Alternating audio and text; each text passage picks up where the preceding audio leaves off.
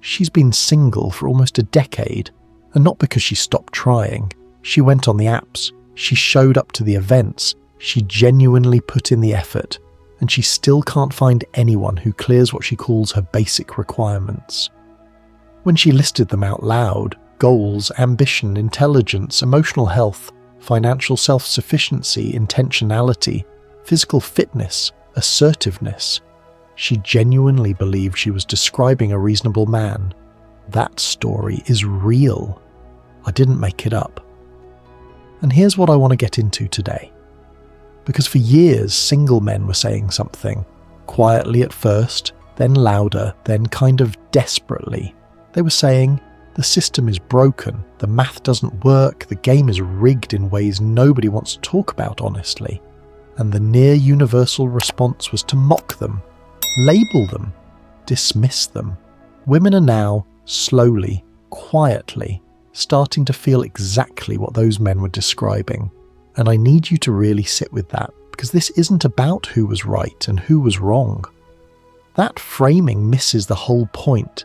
This is about what happens psychologically when two groups of people are both suffering, but the suffering looks so different from the outside that neither side can actually see the other. That's what I want to explain, because once you get it, the whole picture shifts. Let me start with the data, because the data is what stopped me cold. Pew Research found that 63% of men under 30 are single, while only 34% of women in the same age group are. Just stop there for a second. That gap is enormous. Nearly twice as many young men are unpartnered, and for years the cultural story was that single men were fine with it, living their best lives totally unbothered. But the data tells a completely different story. Men have been describing meagre match rates, one-sided interactions where messages just go unanswered, and the cumulative emotional weight of ghosting and rejection in an environment that feels impersonal and transactional. Far fewer matches than women. Feelings of insecurity, loneliness, reduced self-worth. They were saying this for years, publicly, and they were mostly ignored or told their expectations were the problem. Here's what's interesting though. A 2024 Tinder study of 8,000 people found that 91% of men and 94% of women think dating is harder now than it's ever been. Both sides are exhausted. Both sides are struggling. But here's the part most people skip right over. The exhaustion doesn't feel the same, and that difference is everything. Men were exhausted from invisibility, from putting in effort and getting nothing back, from being evaluated, filtered and discarded before a single real conversation happened, from spending money, time, emotional energy.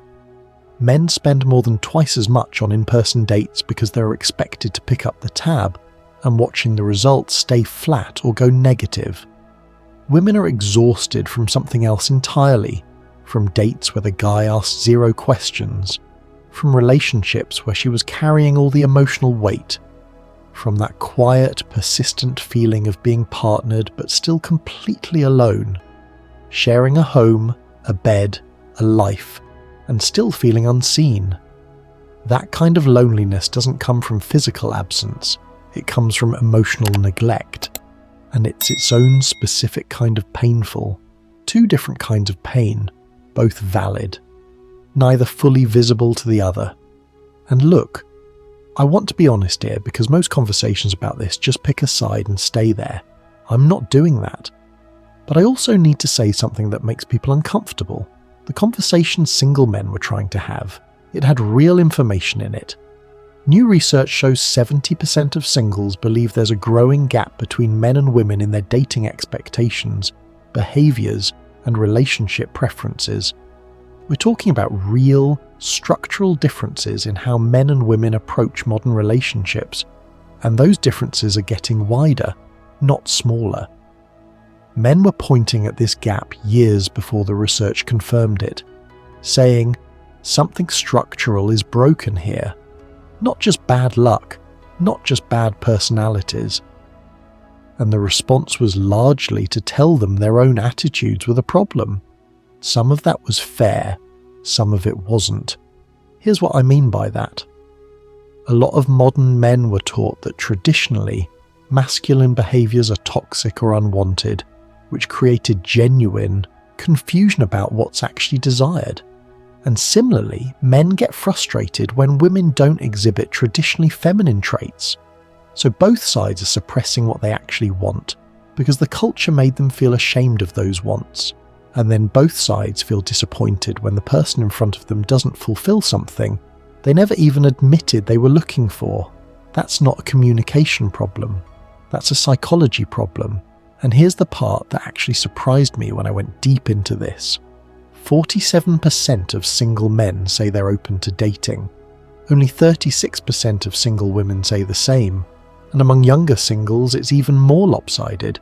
More than half of young single men want to date, compared to just 36% of young single women. Men want relationships more than the culture has been giving them credit for. And women, despite the narrative that positions them as endlessly relationship hungry, are pulling back. Close to half of college-educated women say not being able to find someone who meets their expectations is a major reason they're not dating. Think about what that actually means. Men want to date. Women can't find anyone worth dating. Men feel invisible. Women feel like the available options don't clear their bar. This isn't two groups of people who hate each other. This is two groups of people who genuinely want connection and can't find the bridge between them. But here's what's happening underneath all of that, and this is where it gets really layered. Research shows that people who stay single over an extended period experience a greater decline in life satisfaction and increasing loneliness over time. The extended singlehood that both men and women are living right now, by circumstance or by choice, is costing them more than they're publicly admitting. The social media version is, being single is freedom, empowerment, unbothered, flourishing. The private version, the one that shows up in the data, looks different. In 2024, single-person homes hit a record 38.5 million, 29% of all households, up from 19% in 1974. People are spending more and more of their lives alone, and no matter how solid your relationship with yourself is, human beings aren't built for long-term isolation. That's not an opinion, that's biology. And the men who were saying this 4 or 5 years ago, they were right. The system was broken. Expectations on both sides had drifted so far from reality that genuine connection had become structurally difficult. And the people who got loudest about that, who said the math wasn't working, who said they were putting in everything and getting nothing back, were told to work on themselves, do better, be more, stop complaining.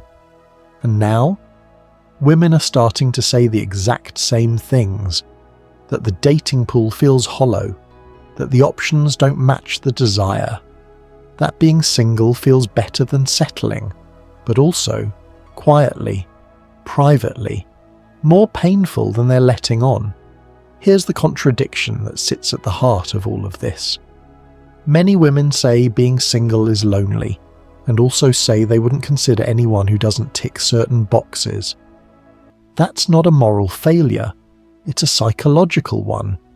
It's what happens when a culture raises people to simultaneously want deep partnership and protect themselves from the vulnerability it requires. Men learn to protect themselves through detachment, withdrawal, checking out. Women learn to protect themselves through standards, selectivity, choosing singlehood over the emotional cost of a disappointing relationship. Both of those strategies make psychological sense, and both of those strategies are making people lonelier. 2/3 of younger men report that no one really knows them. 2/3. And yet when men said they felt unseen, like they were disappearing from their own lives, the cultural response was mostly silence, or mockery. So here's what I want to say to both sides. To the men, You weren't wrong to notice the structural problems. The numbers are real. The emotional toll is real. The disappearance of clear pathways, economic, social, romantic, is real. But the response some men chose, bitterness, blame, retreating into spaces that told them women were the enemy, that made everything worse. Not because the frustration wasn't valid, but because bitterness is a wall, not a bridge. And what you actually want requires a bridge. To the women, the standards aren't the problem. Having them isn't the problem. But the research showing that extended singlehood leads to declining life satisfaction and increasing loneliness is worth sitting with honestly. Not as pressure, not as a reason to settle, but as an honest question: is the protection you've built around yourself keeping bad relationships out? Or is it also keeping genuine connection out? Because here's the thing neither side wants to say. Both groups are waiting. Both have decided, consciously or not, that the risk of being truly seen and still rejected is too high, so they're staying in the safe zone. Standards, swiping, keeping options open, staying just available enough to feel like they're participating, but never vulnerable enough to actually connect. Real-life connection doesn't get practiced the same way anymore, and for a lot of people that's left a real, quiet loneliness underneath all the constant stimulation. Western culture overvalues independence and emotional distance. Caring deeply feels risky, emotionally, socially, so people pull back, stay in situationships, opt out of dating altogether. That's the actual diagnosis. Not that men are failing, not that women are asking for too much, but that both sides have learned, through experience, through culture, through 1,000 small disappointments, that caring deeply is dangerous. So they've both stopped, and then they both wonder why they can't find anyone who actually shows up. The men were right that something was broken. The women are right that they deserve more than they were getting. Both of those things are true at the same time, and one doesn't cancel out the other. The question that actually matters, the uncomfortable one I want to leave you with, is this. What would it look like if instead of building a stronger case for why the other side is the problem, you got genuinely curious about what the person across from you is actually carrying? Not performing, not auditioning, not protecting themselves, actually carrying. Because the gap between men and women right now isn't filled with blame. It's filled with two groups of people who both wanted connection, both got hurt, both built walls, and both kind of forgot that the wall was never supposed to be permanent. The data confirms what men said. It also confirms what women said. And honestly, I'm still not sure we've figured out what to do with the fact that both sides were right all along, just about completely different parts of the same broken thing.